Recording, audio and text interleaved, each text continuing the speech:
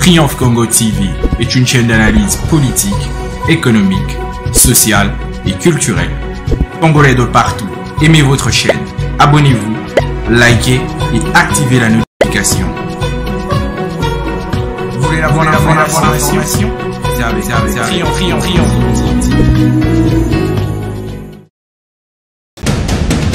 La République démocratique du Congo, c'est le plus grand pays d'Afrique centrale. Un territoire équivalent à plus de 4 fois celui de la France métropolitaine. Voilà, aimables téléspectateurs de Triomphe Congo Télévision. Merci d'être encore une fois de plus avec nous à travers notre chaîne, votre chaîne, un média en ligne.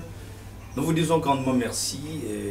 Aujourd'hui, nous voici encore dans ce nouveau numéro sur notre chaîne, Nous disons grandement merci de votre fidélité car vous ne cessez de nous suivre sur différentes chaînes, les chaînes YouTube et même les chaînes partenaires qui nous accompagnent partout. Aujourd'hui, dans ce numéro, de quoi il sera-t-il question? Nous allons aborder le premier point concernant l'actualité au pays avec les déclarations du président rwandais Paul Kagame. Vous allez vous souvenir, bien sûr, c'était au cours d'une allocution qu'il a tenue devant la presse béninoise au sujet des conflits de terres entre la République démocratique du Congo et le Rwanda. À part ce dossier, nous allons aussi évoquer la hausse du prix de la farine dans la province du Haut-Katanga, certainement de 25 000 francs à 80 000 francs congolais. Qu'est-ce qui est autour de ce dossier? Et à part cela, nous allons évoquer aussi cette loi qui est en proposition au niveau de l'Assemblée nationale. Parmi les matières à traiter, il s'agit bien de la proposition de la loi Tchani. Alors, je ne serai pas seul sur ce plateau, mesdames et messieurs, je serai accompagné d'un invité. Il s'agit bien d'un activiste politique, un acteur politique, voulais-je dire. Il est le vice-président et porte-parole de l'Alliance des patriotes de la nouvelle génération, APNG en sigle, dans le Grand Katanga. Il s'agit bien de M. Mirindi Kato Deogracias, qui sera avec moi sur ce plateau. Et sans plus tarder, je vais devoir lui recevoir M. Mirindi Kato Deogracias. Bonjour. Bonjour, bonjour. Comment vous allez? Bon, je vais très bien ce matin. En tout cas, nous vous remercions d'avoir accepté d'être avec nous sur ce plateau à travers Triomphe Congo Télévision. C'est moi qui vous remercie parce que lorsqu'il est question de parler de ce qui concerne la nation et la patrie, en tout cas, ça me fait plaisir au cœur. D'accord. Vous êtes, je rappelle bien que vous êtes le vice-président et porte-parole de l'Alliance des patriotes de la nouvelle génération dans le Grand Katanga. Exact. Comment la santé du parti pour le moment?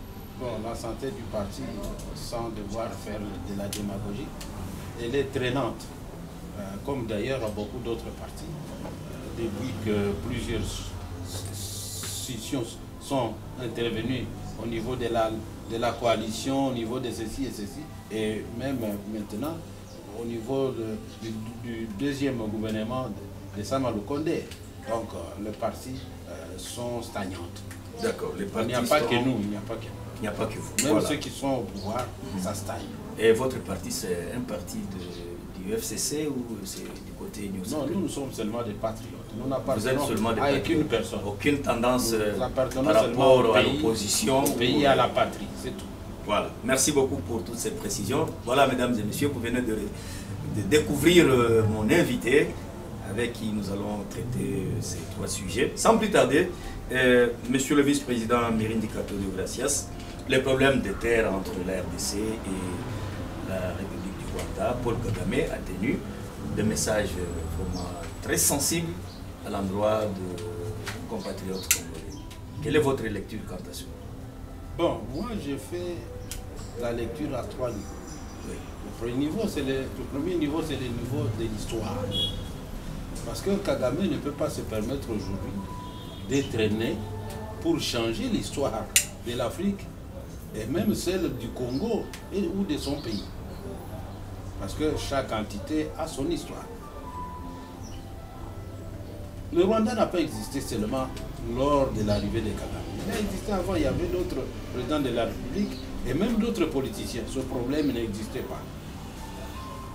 Mais lui vient avec ce problème. C'est pour moi, à mon sens, que déjà à ce niveau, c'est pour dire que même l'invectivation de l'ancien président, c'était un schéma, un plan, pour que cela advienne. Là, vous parlez de Juvenal Habyarimana. Mais bien sûr.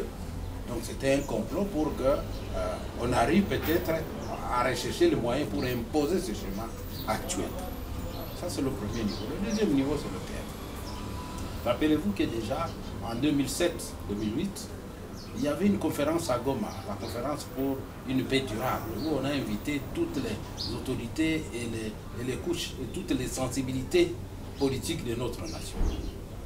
Ce sont les chefs coutumiers, je me rappelle, c'était le chef coutumier de Baché de Bafou, un grand ancien, de qui viennent beaucoup d'autres, Mohamed Dela, qui a pris la parole pour démontrer, blanc sur noir, avec preuve à l'appui, que c'est plutôt le Congo qui devait réclamer, puisque d'autres entités que le Rwanda a appartenaient au Congo. Et il y a eu des populations qui sont restées là-bas, des populations congolaises, mais qui, suite à l'occupation ou à la gestion rwandaise, il leur a été imposé de parler le Kinyarwanda.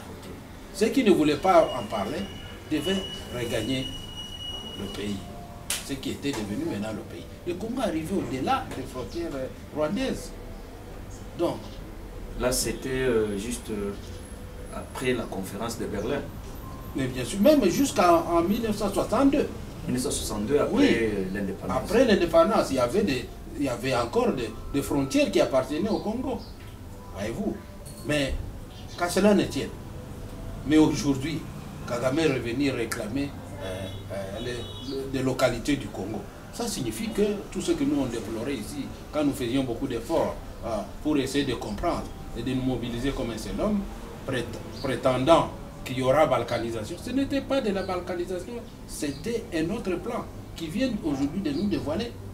Et si nous revenons un peu sur l'histoire, les Tutsis sont venus du Chari au Bangui, donc en dessous du désert, au sud du désert du Sahara. Oui. Mais comment ils se sont retrouvés jusqu'à ce qu'ils sont aujourd'hui au niveau du Rwanda pour s'approprier cette terre?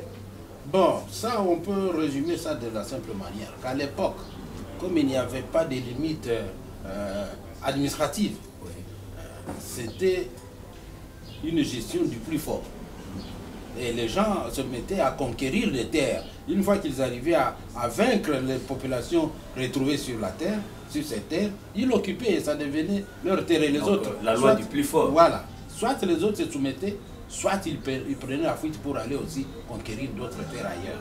C'est ainsi qu'ils sont arrivés là-bas. Mais ils n'étaient pas là. Il n'y avait que des peuples bantous partout là. Mais qu'à cela ne tienne, ce n'est pas notre problème aujourd'hui. Nous disons seulement que aujourd'hui, aujourd'hui, Kagame veut venir dire qu'au fond de lui, toute la pensée qu'il avait dans son esprit et jusque dans sa moelle épinière, il ne visait que le Congo. Tous les autres problèmes, on a signé ceci, on n'a pas respecté, on a fait ceci, on n'a pas respecté. Non, c'était des prétextes. Le fond du problème, c'est qu'il voulait prendre des terres du Congo. Et pourquoi? Parce qu'on a découvert à l'est là-bas beaucoup de localités, là où il y a beaucoup. Tout ça, ce n'est pas seulement ça parce qu'il s'est élevé chez lui. Non, c'est les minéraux qui sont visés. Parce que ça produit vite et ça produit beaucoup d'argent. Et d'ailleurs, si vous voyez bien, les Rwandais semblent être mieux organisés, mieux bénéficier de nos frontières, des richesses de nos frontières, que nous-mêmes le pays. Depuis toutes ces guerres d'occupation. Alors, voyant que son régime repose sur ce faux message, cette fausseté de vérité, sur laquelle il se fait passer pour un bon gestionnaire de la chose publique, parce qu'il profite des richesses d'un pays voisin, comme nous allons vers la fin de cette histoire, il se sent vraiment bloqué. Alors, il était obligé de sortir de l'eau. La fin de cette histoire, c'est-à-dire pratiquement quoi? Non, nous étions engagés, le pays était engagé, le gouvernement et même le président de la République, nous tous, nous étions engagés à enfin mettre fin au M23. Puisque c'est ça le plan B, c'est ça la fenêtre par laquelle ils passent. Surtout comme ils avançaient la balkanisation. Donc, pour ne pas perdre le pays, un peuple qui n'a pas chez lui n'existe pas. Vous savez, alors, il fallait se battre. Ils ont senti cette force intérieure qui venait de la population et de la nation. Ils ont dit, nous n'allons pas certainement réussir. Et même ceux qui le soutiennent, ils ont vu qu'ils ont trop investi, et de l'argent, et dans le temps, pour un objectif qu'ils n'ont jamais évalué dans le temps. Donc, et surtout les Blancs, vous savez, ils n'investissent pas sans objectif. Vous ne pouvez pas consommer sans jamais produire. Ah, ils se sont dit, nous changeons de plan. Lui, se sentant vraiment menacé, sous pression de toutes parts, sur le projet qui n'était jamais dévoilé, il a été obligé aujourd'hui, et encore en dehors de chez lui, de dire le fond de sa pensée, récupérer les terres du Congo. Comme si c'est celle-là qui posait problème au M23 qui disait qu'il appartenait au Congo. Oui. Tout le monde le soutenait. Mais lui parle des FDLR, il parle des FDLR qui sont ici depuis des années, ils doivent revenir chez eux parce qu'ils sont en train de créer l'insécurité au niveau du pays. Mais qui a déjà refusé que cela ne rentre pas chez lui? Lui, il nous demande de négocier avec les M23, n'est-ce pas? Oui. Et lui, pourquoi il ne peut pas négocier avec les FDLR? Est-ce que nous le retenons chez nous? Au contraire.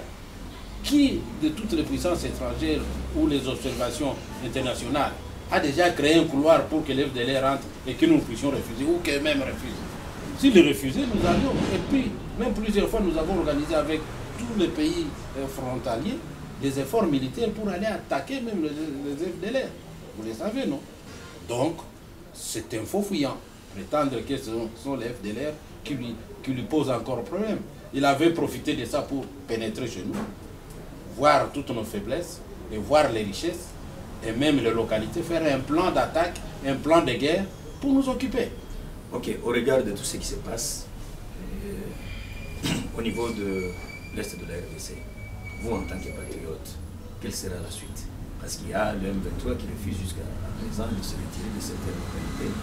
Les forces régionales qui sont arrivées, leur mandat a pris fin depuis le mois de mars, mais la guerre continue d'une manière ou d'une autre. Nous avions demandé ceci à l'époque.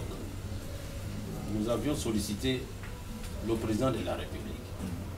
Quel que soit ce que chacun en pense, mais c'est lui le garant de l'unité nationale.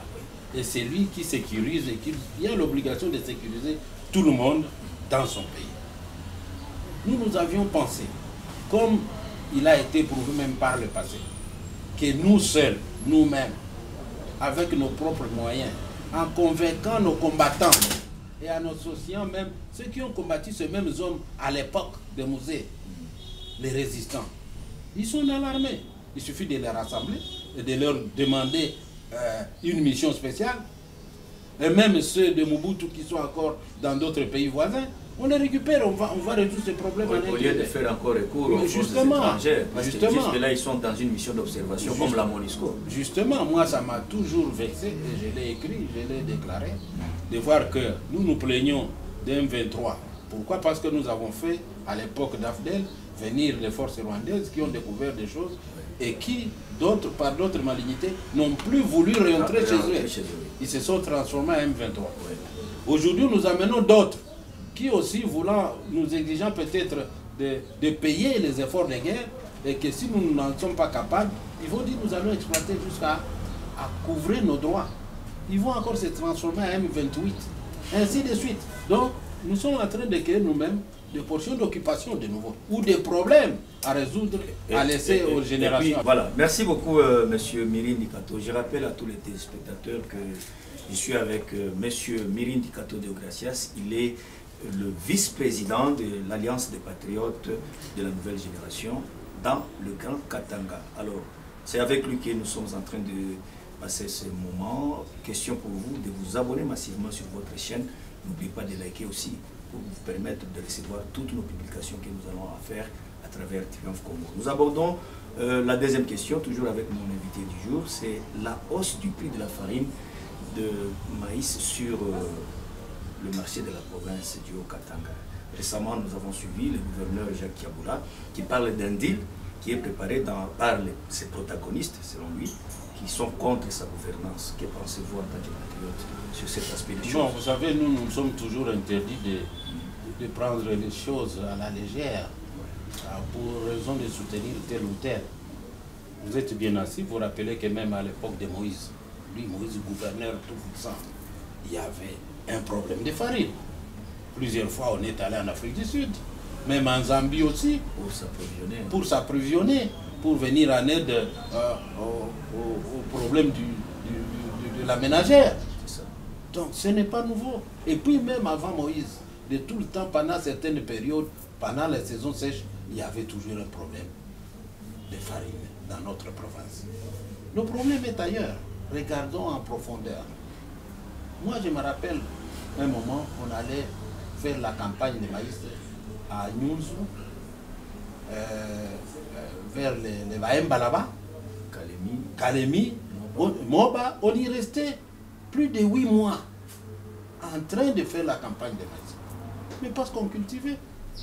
Mais depuis qu'il y a eu toute cette histoire d'instabilité dans le pays et dans la province, combien de gens sont restés là-bas pour faire l'agriculture? Depuis qu'il y a eu cette histoire de boom minier, là où vous retrouvez le matin, on vous demande de quitter votre maison comme on a fait pour Lucha, l'école Lucha, et ailleurs d'autres villages qu'on a vendus. Mais vous allez encore cultiver quoi? On vient chercher les minéraux. Et la population est en train d'augmenter. Mais bien sûr. Donc les gens se sont déplacés, ils sont allés créer d'autres occupations. Et toutes les sécurités qu'il y a eu à l'Est, comme au Kassai et partout. Mais tous ces peuples est venu se déverser au Katanga, là où il y avait une paix trompeuse. Ils se sont déversés. Donc ce sont des nouvelles bouches qu'il faut nourrir avec les mêmes ressources et qui se sont manifestées aussi diminuantes par le fait que les gens ne cultivaient plus. Un autre facteur plus prépondérant, rappelez-vous que partout là on cultivait dans les campagnes, dans les territoires, il fallait évacuer ces cultures. À travers les routes de dessert agricole, les chemins de fer. Dis-moi quel est le tuyau parmi tous ceux-là que nous venons de citer qui fonctionne même à 60%. Nous sommes tristes de constater que même par mois, on n'a pas 3 trains, par exemple, qui relient dans les localités agricoles. Alors, qu'est-ce que vous voulez? Pas de magie. Ce qu'on aura cultivé va pourrir. Et les autres saisons, il n'y a personne qui va cultiver. Il va cultiver juste pour son ventre. Et les gens qui s'accumulent dans les villes vont manquer à manger. La Zambie aussi, là où nous permettions d'aller nous réfugier, eh bien, la Zambie a le même problème. Et là aussi l'objectif de nourrir d'abord sa population. Avant d'accepter de nourrir les autres. Et puis, rappelez-vous, au sommet au sommet de tout ça, il y a un problème mondial de la pollution de la nature qui a des conséquences sur l'écosystème et donc qui perturbe même l'agriculture et les productions. Regardez dans beaucoup de lacs, les poissons, même ici les productions productions minières qui entraînent d'autres effets dans les eaux qui tuent tout ce qui existe dedans. Croyez-vous que même la plante aussi ne va pas en souffrir? Elle qui est obligée de puiser de l'eau, de puiser ses subsistances de survie sous terre. Non, il faut intégrer tout ça. Moi je pense que c'est un problème complexe et que ce ne sont pas les politiciens qui peuvent aller demander qu'on arrête la production ou la vente de farine parce que la farine a une durée de vie. Et quel est le producteur? Nous sommes pendant une période préélectorale. Quel est le producteur qui va accepter de continuer à produire mais ne pas vendre? Ça ne peut pas se faire. Ça va pourrir. Ouais. Quel est le pays? Pensez-vous que la Zambie peut être en complicité avec un opérateur politique du Congo pour ne pas livrer la farine? Jamais. Non, c'est parce qu'on ne sait pas que la production de la Zambie ne satisfait plus totalement sa population et qu'elle a pris des mesures de protection. Et c'est normal. Et puis, si nous voulons y mettre fin, qu'on aille en Afrique du Sud, par exemple, pourquoi le gouvernement ne prend pas ce chemin-là? Parce que Moïse l'avait pris. Les grands pays producteurs de maïs. À l'époque de Moïse, on l'avait fait. Donc, moi, je pense, en patriote, que c'est un faux problème. Mais au-delà de tout ça, il faut obliger tous les politiciens qui ont la gestion de la chose publique d'éprouver qu'ils cultivent la terre quelque part. Et ensuite, bien gérer la distribution et l'exploitation des mines chez nous. Il faut laisser d'autres terres aux villageois, aux agriculteurs, aux éleveurs. Nous devons protéger ça. Si nous ne voyons que l'argent de mine, eh bien, bientôt là, l'argent de mine qui ne profite et bientôt là, pas les terres arables vont disparaître. Et nous allons devenir un désert. Et ça sera plus grave. Donc on n'a pas incriminé ou à penser que c'est non, qui serait contre contre gens en place. Il sera contre le ventre de la population alors qu'il veut se faire élire. Voilà, merci beaucoup. Nous allons chuter avec cette proposition de la loi Tchani qui figure parmi les matières à traiter au cours de la session de mars 2023. Nous sommes au niveau de l'Assemblée nationale. Comment analysez-vous cela? Pourquoi ça tombe en ce moment où le pays est dans de secousses, de turbulences politiques pendant cette période préélectorale? Bon, vous voyez d'abord la personne de Tchani. Tchani, c'est un monsieur qui est venu comme un cheveu qui tombe dans la soupe au moment des élections présidentielles. Chaque fois, il arrive toujours pendant les élections. Oui. Alors, il ne vivait pas dans ce pays. Il vivait aux États-Unis. Et nous apprenons en coulisses qu'il est même américain. Et même tous ses enfants sont américains. Oui, c'est ça. Alors, de par ce fait, est-ce qu'il sera lui-même de père et de mère de nationalité congolaise? Même ses enfants aussi, mais parce que la loi dit de père et de mère congolais. Mais cela sous-entend des pères et des mères de nationalité nécessairement congolaise. Mais lui, déjà, au départ, à mon sens, il ne remplit pas cette condition. Et puis, maintenant, pourquoi il s'attelle sur cette proposition de loi? Qu'est-ce qui est caché derrière ça? C'est une tactique politique. Il a essayé, par d'autres moyens, il n'est pas sorti au-dessus de l'eau comme les autres politiciens. Donc, en s'accrochant à ça, tout le monde en parle, même les vieux qui ne savent pas lire et écrire. Et par conséquent, ça les rend plus populaires que d'autres. Et puis, en s'attaquant au gros, il devient gros aussi. C'est ça. Voyez-vous. Mais en dehors de ça, ces aspects sensibles de la politique, des stratégies qu'on peut accepter, parce que chacun cherche les moyens pour arriver à obtenir le pouvoir. Il y a les faits sociaux des pères et des mères dans d'autres contrées, dans notre pays, et depuis nos aïeux, depuis toutes les traditions, tous les empires que nous avons connus dans ce pays. Il y a ceux qui sont patriarcat, et ceux qui sont matriarcats. Qui va casser cette réalité des autres pays? Qui a existé pendant des décennies. Au Katanga, c'est presque là, 80% qui sont de ce régime. À l'Équateur, à Kisangani, pour ce que je sais. Mais s'il y en a ailleurs aussi. Est-ce que vous allez arrêter ça?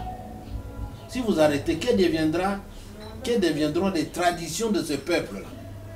Puisque chaque peuple-là se retrouve à travers ses traditions et se distingue des autres et se protège dans l'ensemble en respectant d'abord ses us et coutumes. Et puis en dehors de ça, la RDC a à peu près 9 voisins qui l'entourent. Ce mouvement migratoire-là, cet échange, ce métissage doit être visible. Bon, je peux à la limite ne pas tenir compte de ça. Ouais. Mais moi, je tiens compte de ce qui est chez nous, ce qui est authentique à nous. Oui. Ceux qui sont des matriarcats. Oui. Quelqu'un qui a fait un enfant avec une femme d'ailleurs, ces enfants appartiennent à cette femme.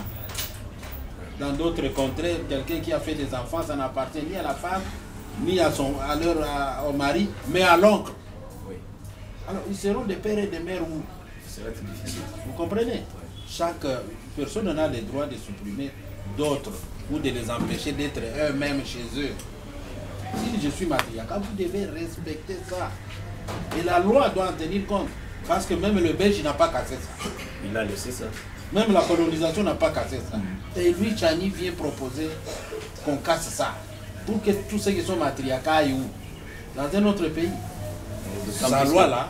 D'autant plus que lui aussi sa loi là ne réside pas en RDC. Bon, et la diaspora, les gens qui ont épousé des blanches, leurs enfants iront où? Vous leur supprimez les droits d'accès, de participer au développement de leur pays et même d'accès à un niveau donné de responsabilité. Aujourd'hui, nous parlons au niveau de la présidence. Mais demain, ça sera à tous les niveaux. Même au niveau des chefs de bureau, au niveau des gouverneurs, partout. Et même maintenant, dans les communautés. On va dire non, toi tu n'es pas des pères et des mères de chez nous. Mais finalement, on va disloquer. Ça serait une forme de discrimination qui... Ce n'est même pas, c'est au-delà de ça. On va disloquer toutes les communautés. Et quand on aura disloqué les communautés, donc le Congo va disparaître. C'est celui qui vient derrière, qui va lui maintenant en profiter de ces désordres pour nous imposer, régner et nous supprimer. Voilà. La place reste la balle reste entre les mains des élus, parce que c'est parmi les matières qu'ils doivent traiter. Et en âme et conscience, ils doivent se référer aux us et coutumes du peuple congolais pour l'intérêt de la nation. Voilà, nous sommes pratiquement arrivés à la fin de notre entretien avec M. Mirindy Kato de Gracias. Triomphe Congo Télévision vous dit sincèrement merci. Merci aussi, c'est moi qui vous remercie. Voilà, mesdames et messieurs, qui commence bien, finit bien. Nous voici arrivés à la fin de cet entretien qu'on a eu à réaliser avec M. Mirindy Kato de Gracias. Il est le vice-président et porte-parole de l'Alliance des Patriotes de la Nouvelle Génération dans le Grand Katanga. N'oubliez pas de vous abonner sur votre chaîne, appuyez sur la cloche des notifications pour recevoir toutes mes informations sur cette chaîne. Au revoir et à la prochaine. Triomphe Congo TV est une chaîne d'analyse politique, économique, sociale et culturelle. Congolais de partout, aimez votre chaîne, abonnez-vous, likez et activez la notification. Vous voulez la bonne information? Triomphe.